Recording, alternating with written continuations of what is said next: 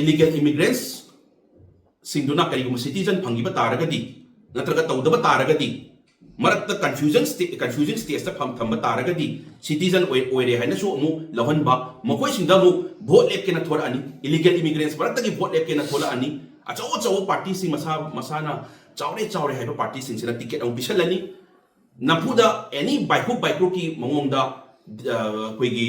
election se kahalani makoi maraktuda illegal immigrants maraktuda MLA oibang yaurani makoi administration ta mu yauksalani yaurakanda aranba illegal myam se illegal adum oigina ba immigrants myam se oigina ba citizenship phangina ba administration se chai na ba yelhou mi myam da achouba problem am oina ba se makoi masan administration yauksallamina achouba problem am la ani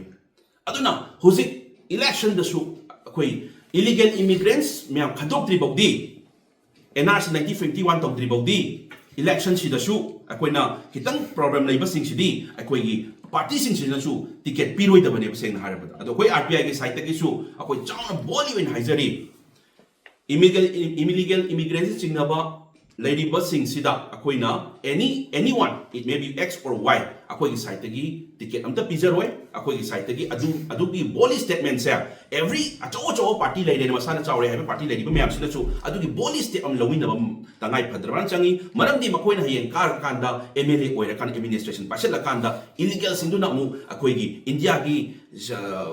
state am ori ba koi Manipur gi MLA am ori ga administration yaksal akanda makoi na tor kada illegal myam do akoi husita gi ubam thui aduna amukasu akoi gi party site gi stand haizari NRC 1951 phasana mapung phadan season ra matungda akoi gi 2027 gi